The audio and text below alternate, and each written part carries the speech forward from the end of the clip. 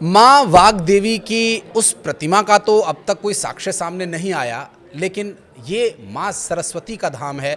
ऐसी आस्था रखने वाले लोगों की संख्या बहुत है और लोग ये मानते हैं कि ये माँ सरस्वती की आराधना का केंद्र है जो राजा भोज के समय में बना था। इतने साक्ष्य, इतनी जद्दोजहद, इतनी बहस और उसके बाद निर्णय आपके सामने। नमस्कार, मैं हूँ आशीष त्रिपाठी आपके साथ। मेरे साथ हैं एक खास मेहमान, विश्व हिंदू परिषद के प्रवक्ता हैं अमितोष पारिक जी। बहुत स्वागत है सर आपका। और अमितोष भाई, चूँकि ये आराधना का, ये आस्था भर का विषय नहीं है, ये संस्कृति की पहचान का विषय है। ये एक ऐसा विषय है जो लोगों की आस्था के साथ साथ भारत देश और खास करके मध्य प्रदेश धार की एक आर्किटेक्चरल पहचान, उसके इतिहास को बताने वाला साक्ष्य है। एग्जैक्टली और आज देखिए आप कि जिस साक्ष्यों के आधार के ऊपर में फैसला लिया जाएगा, वही साक्ष्यिक आधार चीख चीख के बोल रहे हैं कि एक ये मंदिर है, दो उदाहरण है। माननीय न्यायालय की परिभाषा के अकॉर्डिंग अगर हम चलें तो once a temple will always be a temple. ये किसी को दिया हुआ मंदिर नहीं है जिसको मस्जिद बना ली गई, मस्जिद क्लेम करी गई है। कमल मॉस्क के नाम से मस्जिद क्लेम करी गई है जो 1269 में आया था, जिसने खिलजी को गैदर करके इन्फॉर्मेशन दी और उसके बाद खिलजी ने 1200 हिंदू को वहाँ मारा, चाहे वो स्टूडेंट से टीचर था। उसके बाद में इसको क्लेम करा गया, 3 बार इस पर अतिक्रमण हुआ। तो मुझे लगता है कि जो साक्ष्य है, चाहे पिलर्स की आप बात कर लीजिए, चाहे भगवान की सरस्वती की बात कर लीजिए, चाहे कुबेर का वहाँ पे पाना मान लीजिए, चाहे वहाँ पे बैल का उद्देश्य मान लीजिए, चाहे वहाँ पे पाली लैंग्वेज में लिखी हुई चीज़ें पढ़ लीजिए, चाहे वहाँ पे ओम नमः शिवाय पाली में लिखा हुआ देख लीजिए, चाहे ओम सरस्वती नमः लिखा देख लीजिए, संस्कृत भाषा देख लीजिए, लिपि देख लीजिए, उदाहरण देख लीजिए, सभ्यता देख लीजिए। मुझे लगता है हर वो चीज़ जो कल्चर ऑफ लर्निंग है और आज जो क्लेम कर रहा है उनमें कल्चर ऑफ लर्निंग में कभी रहा ही नहीं। उन्होंने हमेशा अतिक्रमण करा और अतिक्रमण को अपना माना। तो मुझे लगता है कि आज मेरे घर में अगर मुझे धक्के मार के निकाल दी जाए और मैं बोलूँ ये मेरा घर है, तो सौहार्द कैसे बिगड़ सकता है भाई? मेरा घर मेरा रहेगा, मंदिर मंदिर रहेगा, मस्जिद नहीं बन जाएगी। And it's always a temple. दूसरी बात, आर्कियोलॉजिकल सर्वे ऑफ इंडिया की रिपोर्ट है। चलिए आप मेरे को इमोशनल कह सकते हैं, मुझे भावुक कह सकते हैं, मैं हिंदू समाज से आता हूँ, मैं कह सकता हूँ मेरा मंदिर है, पर आर्कियोलॉजिकल सर्वे ऑफ इंडिया तो तथ्यों पर है। और इसीलिए जस्टिस एस.ए. नजीर ने राम जन्मभूमि केस में कहा कि archaeological survey of India calculated mind से बनाई जाती है, एक्सपर्ट के द्वारा बनाई जाती है, can not be considered as an opinion. कहने वाला मुसलमान समाज से आने वाला जज जस्टिस एस.ए. नजीर। और यही इसमें हुआ। रिव्यू में गए थे ना ये आर्कियोलॉजिकल सर्वे के अगेंस्ट, लेकिन रिव्यू में भी कोर्ट ने खारिज किया। तो मुझे लगता है अब इनको छोटा नहीं बड़ा दिल रखना चाहिए। आप देश में जिसमें रह रहे हो वो आपकी चॉइस से रह रहे हो, but you can not claim a religious structure of Hindu as your religious structure, because a temple will always be a temple. लोग कह रहे हैं कि आप आपसी सौहार्द बनाए रखने की अपील करें, इस तरह की बातें ना करें कि जिससे कि धार्मिक भावनाएं भड़कें या लोगों के अंदर गुस्सा आए। आप धार्मिक भावना और कितनी भड़काएंगे? आपने देखिए एक विषय है, कोर्ट ने अपील करी है ना, राम जन्मभूमि में भी अपील करी थी कि सौहार्द बना रहना चाहिए। तो सौहार्द बनाने को कह किसको रहे हैं? उन लोगों को कहा जा रहा है जो सड़कों पर आके तो नमाज की बात करते हैं, जो सड़कों के ऊपर आके अल्लाह अकबर नारे तकबीर के नारे लगाते हैं, जो सड़कों पे आके हिंदू को मारने की बात करते हैं। 2 उदाहरण देख लेते हैं, भोपाल देख लेते हैं और आज केरला देख लेते हैं। इंडियन यूनियन मुस्लिम लीग के लोग सड़कों पर है, हिंदुओं को मारने की बात करते हैं। यही लोग थे जो कह रहे थे मंदिरों के अंदर में जिंदा मार के लटका दिया जाएगा इंडियन यूनियन मुस्लिम लीग के लिए। तो मुझे लगता है 1997 से पहले वहाँ पूजा हो रही थी। दिग्विजय सिंह जो समय आपने जो एग्जाम्पल दिया, अगर इससे कोई धार्मिक भावना बढ़ गई फिर कैसे भड़केगी? आप उठा के फैक्ट्स देख लीजिए ना। एमआईएम के लीडर ने नहीं कहा कि we will lynch every Hindu. Bhopal के अंदर में नारे तकबीर के नारे नहीं लग रहे क्या? सर तंसुदा के नारे नहीं लग रहे क्या? संभल में आर्कियोलॉजिकल सर्वे की रिपोर्ट आने से पहले जब टीम गई थी तो पथराव नहीं हुआ था क्या? राम जन्मभूमि के समय पे कोर्ट को कहना नहीं पड़ा था कि आप सौहार्द बना के रखिए? क्या वो 500 वर्ष की लड़ाई नहीं लड़ी? क्या सरयू पे नदी लाल नहीं हुई? क्या गोलियां नहीं चली? सब हुआ है। तो धार्मिक सौहार्द बना कौन रहा है और बिगाड़ कौन रहा है? वो जो पक्ष कोर्ट में जाके अपने अधिकार को क्लेम कर रहा है कि वो मेरा अधिकार है, मेरा मंदिर है, मेरे धार्मिक आस्था की आहत हो रही है, या वो जो धार्मिक आस्था आहत करके आपके मंदिर को मस्जिद बनाता है और बोलता है ये मेरा अधिकार है। आप साइट्स उठा के देख लीजिए। उत्तर प्रदेश में आपको उदाहरण देता हूँ, बंगाल में 102 साइट्स है, बिहार में 77 है, दिल्ली के अंदर में 72 है, गुजरात में 170 है, महाराष्ट्र में है, कर्नाटक के अंदर, मध्य प्रदेश, यूपी, हजारों साइट्स है जहां पर मंदिर को मस्जिद बना के क्लेम करा गया। और फिर अधिपत जताने वाले लोग बोल रहे हैं धार्मिक सौहार्द बना के रखे। मुझे लगता है सेक्युलरिज्म तभी मेंटेन रह सकता है जब जिसका जो अधिकार हो उसको मिले। अगर भोजशाला हिंदू का है तो वो हिंदू का था, हिंदू का है और हिंदू का रहेगा। तो आपने इतने सारे जो एग्जाम्पल दिए, तो अब सब कोर्ट केसेस होंगे, सब जगह दावा किया जाएगा कि जो मस्जिदें बनाई गई हैं उन्हें वापस मंदिर बनाया जाए। देखिए, आपकी पीड़ा ये थी कि आप भी और हम भी चाहते हैं, सब चाहते हैं, हिंदू चाहता है कि मेरे मंदिर मेरे रहे, मुसलमान की मस्जिद मुसलमान की रहे। कभी हिंदू ने नहीं बोला ये मस्जिद हमारी है, उनकी अधिकार है। लेकिन वो तो यही कहते हैं ये तो मस्जिद थी, ये हिंदू बता रहे हैं कि ये तो मंदिर है। इसी चीज को रोकने के लिए, आपकी आस्था को आहत करने के लिए, पहले तो मुगलों ने करा, लेकिन उसके बाद में कांग्रेस सरकार आई थी। कांग्रेस सरकार एक एक्ट लेके आ गई, प्लेसेस ऑफ वर्शिप एक्ट। क्या अधिकार है प्लेसेस ऑफ वर्शिप एक्ट का, क्या सोल है प्लेसेस ऑफ वर्शिप एक्ट की? वो यही थी कि हिंदुओं के मंदिर तोड़ के जो मस्जिद बनाई गई, आने वाले समय में वो उसको क्लेम ना कर ले। लेकिन सेक्शन 3 उसमें क्लॉज है जो आपके इसमें धार के अंदर में, जो राम जन्मभूमि में, जो काशी विश्वनाथ में, जो मथुरा के अंदर में लगातार मुस्लिम पक्ष के द्वारा क्लेम करा गया था, लेकिन खारिज करा गया। क्या कहता है कि एक समय तक जहां पूजा होती आई, काशी विश्वनाथ मुलायम सिंह यादव की सरकार, वहां पूजा होनी रोकी गई। शंकर गौरी पे आप धार का उदाहरण देख लीजिए, 1997 दिग्विजय सिंह के द्वारा रोकी गई। तो लगातार वहां पे हो रहा था, लेकिन पॉलिटिकल इंटरफेरेंसेस, मुस्लिम अपीसमेंट की बात करके अगर हिंदुओं के अधिकार की बात नहीं करता और हिंदुओं को हमेशा एक second class of citizen claiming for their own rights in Hindu rashtra of Bharat, जो हमेशा रेफ्यूज रहा है, तो गलती किसकी है? हमारी नहीं तो आप ये कहना चाह रहे हैं कि ये जितना विवाद हो रहा है, ये लोगों की राजनीतिक महत्वाकांक्षा और उनकी राजनीतिक इच्छा शक्ति जो धर्म के प्रति जवाबदेह होनी चाहिए, वो नहीं होने की वजह से हो रहा है? एग्जैक्टली आप कुछ दिनों का केस उठा के देख लीजिए। अभी तमिलनाडु के अंदर में उदयनिधि स्टालिन ने क्या बोला सदन के अंदर में खड़े होकर, इरेडिकेशन ऑफ सनातन। ये वही सरकार थी जो कहती थी टेंपल को तोड़ देने चाहिए, मूर्ति को तोड़ देने चाहिए। परियार कहता था टेंपल ब्राह्मण्स को मार देना चाहिए।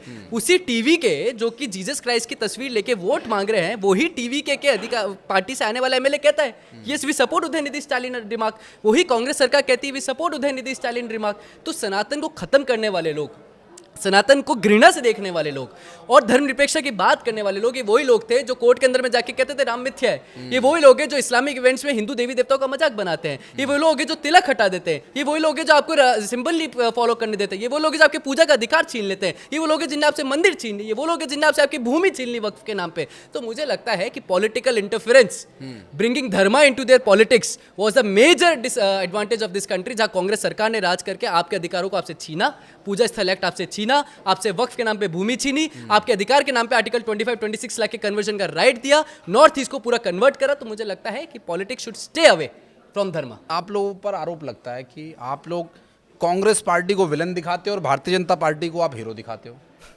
देखिए, मैं सिर्फ धर्म की बात करता हूँ। भारत के अंदर में रह के धर्म की बात ना करी जाए तो मुझे लगता है कहाँ पे करेंगे। अभी कुछ दिनों पहले उत्तर प्रदेश में अभी मांग उठ गई ना कि सड़क पे नमाज पढ़ने दिया जाए। तो Muslim appeasement can not be model of governance. Bengal के अंदर में सड़क पे नमाज पढ़ी जा रही थी, ये एग्जांपल दिया गया। आप यूपी में एग्जांपल देंगे, समाजवादी पार्टी के सड़क पे नमाज पढ़ने का उदाहरण था। तो ये मॉडल ऑफ गवर्नेंस नहीं है। कुरान कहती कि यू कैन नॉट रीड नमाज, हदीस कहती यू कैन नॉट रीड नमाज ऑन पब्लिक प्लेसेस। आप बाथरूम में नहीं पढ़ सकते, आप गार्बेज में नहीं पढ़ सकते, आप स्लॉटर हाउस में नहीं पढ़ सकते, आप ग्रेवयार्ड में नहीं पढ़ सकते। फिर भी आप अगर मांग कर रहे हैं तो that is Muslim appeasement, that is politics of religion. आप साउथ उसमें चले जाइए, अरेबिया में, यूएई में अलाउ नहीं है।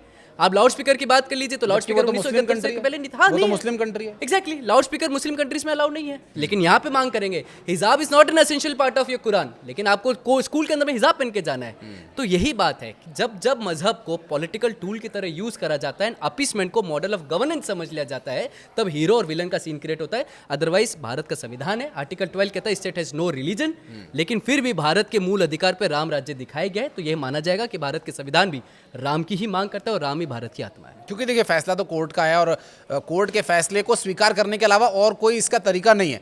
लेकिन जो बातें आप लोग कहते हैं या आप लोगों के माध्यम से जो तथ्य रखे गए हैं, उसमें जो समझ में आता है, या कई बार प्रत्यक्ष तौर पर भी कई बार ये समझ में आता है, कई बार हमें ये अज्यूम करना पड़ता है कि आप भारतीय जनता पार्टी का बहुत सपोर्ट करते हैं, या भारतीय जनता पार्टी क्या इसके पीछे कारण ये है कि भारतीय जनता पार्टी एक हिंदुत्व पार्टी है, हिंदुत्व की विचारधारा से चलने वाली पार्टी है, इसलिए आप लोगों का पॉलिटिकली उनके साथ विचार मिलता है, या और कोई कारण है इसके पीछे? देखिए, भारत में जो भी धर्म की बात करेगा और हिंदू की बात करेगा, विचार की बात करेगा, विचार का समर्थन है, राजनीतिक पक्षों का और दलों का समर्थन नहीं होता है।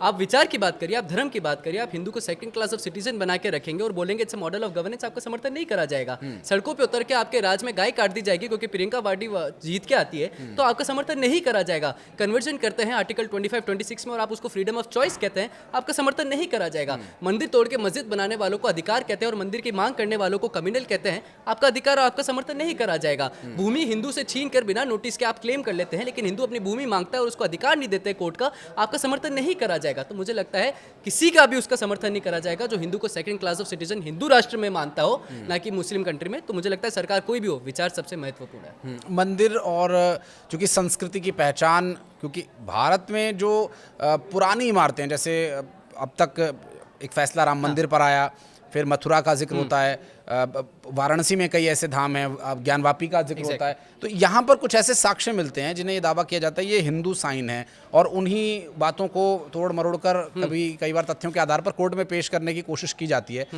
ये क्या मानसिकता होती है लोगों की कि वो ज़बरदस्ती जो चीज़ उनकी नहीं है उसे अपना बनाने की कोशिश करते हैं?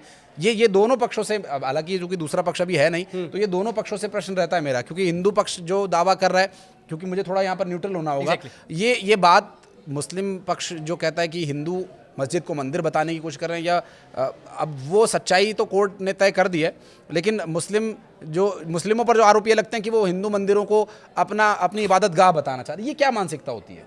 देखिए, इस देश के अंदर में इस्लाम आया और उसके बाद में एक्सकेवेशन, एलिमिनेशन ऑफ हिंदूज, या फिर मंदिरों को तोड़ के मस्जिद बनाना, या कत्ले आम मचाना, या कन्वर्जन लगाना, या जजिया लगाना। आप देख लीजिए, औरंगजेब का उदाहरण देख लीजिए, जजिया लगाना था। आप देख लीजिए, हिंदू टैक्स देना पड़ रहा था, चाहे पोर्चुगीज आए। आप गोवा का उदाहरण देख लीजिए, पोर्चुगीज ने आके वहां पर टैक्स लगाया कि हिंदू जो है वो शिखा नहीं रह सकते, जनेऊ नहीं पहन सकते, कन्वर्ट करिए या छोड़ के जाइए। इस्लाम आया, उसने कहा आप शिखा नहीं रह सकते, आप हिंदू नहीं बन सकते, कन्वर्ट करिए, जजिया दीजिए या मारा जाएगा। औरंगजेब ले लीजिए, खिलजी, पहला जो अटैक करा भोजशाला पे वो खिलजी ने करा था, और खिलजी ने अटैक करा था 1300 सदी के अंदर में, और वहां पर कितने हिंदुओं को मारा गया था। जिस तरह से दिल्ली में आके कत्लेआम मचाया गया, कुव्वतुल इस्लाम में जैन मंदिर और हिंदू मंदिरों को तोड़ के कुव्वतुल इस्लाम बना दी गई, कुतुब मीनार बना दी गई, धार भोजशाला इसका उदाहरण हो गया। सैकड़ों उदाहरण मैंने आपको लिस्ट दी, जगह जगह आप देखेंगे आपको पता चलेगा। तो भारत के आप देखिए ना, मंदिर तोड़ के मस्जिद बनाना क्या कहता है? ऐसा क्यों हो रहा है कि हर उदाहरण जब भी कोर्ट में जा रहा है, आर्कियोलॉजिकल सर्वे ऑफ इंडिया के अंदर में पाया जा रहा है कि वहां पे भगवान की तस्वीरें हैं, भगवान की मूर्ति है, तोड़े हुए स्ट्रक्चर्स हैं, उखाड़ी हुई जगह है। क्यों हो रहा है? क्योंकि वो आपकी आत्मा और सभ्यता और संस्कृति पे मार करना चाहते थे। वो पास में भी मस्जिद बना सकते थे, लेकिन वहां उसने लैंड नहीं चुना, उन्होंने चुना आपके मंदिर को तोड़ के, क्योंकि आपको पता था आपका आस्था का केंद्र मंदिर है, और उनको पता था कि आपका आस्था का केंद्र मंदिर है तो उसको तोड़ा जाए। तो that means attack on your culture, and culture was your soul, and soul always considered dharma to be first। हम सरदार संभव की बात करते हैं, हमने कहा आप आइए, आप रहिए, आप सरदार संभव है। भारत जो एक रेफ्यूजी का लैंड हुआ करता था, आज उसी जगह पर आपकी सभ्यता को तोड़ के और अपने आप को क्लेम करना कहाँ तक उचित है? तो मुझे लगता है आज भारत के संविधान, भारत के न्यायालय, भारत के समाज हिंदू आता है, वो यही मांग कर रहा है कि ये हमारी भूमि है, आप रहिए, आपका अधिकार है, आपका हिस्सा है, आपका बलिदान भी यहाँ पे हुआ होगा, आपका कोऑपरेशन भी है, लेकिन हिंदू का मंदिर हिंदुओं का। आप कहते हैं ना, कुरान कहती है आपका दिन आपके साथ, मेरा दिन मेरे साथ। सूरह 3 के हमेशा जिक्र होता है, तो यही तो बात है, आपका दिन आपके साथ, तो अपनी मस्जिदों को क्लेम करिए। लेकिन फिर भी अगर हिंदू मंदिरों को तोड़ के मस्जिद बनाई गई है तो हिंदू समाज खड़ा हो चुका है, और वही हिंदू समाज आज कोर्ट में जाके अपनी मांग कर रहा है। किसी के घर पथराव नहीं कर रहा, किसी को बलात्कार नहीं कर रहा, किसी को सड़कों पर उतर के अल्लाह अकबर और नारे तकबीर के नारे नहीं लगा रहा, या किसी को घर पे भागने पर मजबूर नहीं कर रहा, किसी का पलायन नहीं कर रहा। क्या कर रहा है? कोर्ट में जा रहा है, मांग कर रहा है, अधिकार को स्थापित कर रहा है, भारत की सभ्यता को स्थापित कर रहा है। और आज Bhojshala is a living symbol of Sanatan, it's a living symbol of Dharma, it's a living symbol of culture, it's a living symbol of Bharat identity. और जैसा कि अमितेश जी कह रहे हैं कि ऐसे बहुत सारे सिंबल्स भारत में अलग अलग राज्यों में हैं, और ये लड़ाई आगे भी जारी रहेगी। जिसका जो हक है वो उसे मिलना चाहिए, चाहे वो किसी भी धर्म, पंथ या मजहब से आता हो। आपका कोई शिकवा, शिकायत या सुझाव हो तो कमेंट सेक्शन में बताइएगा। और वीडियो को यहाँ तक देखने के लिए, बातचीत को यहाँ तक आपने देखा, इसके लिए बहुत बहुत धन्यवाद, बहुत बहुत शुक्रिया आपका। धन्यवाद।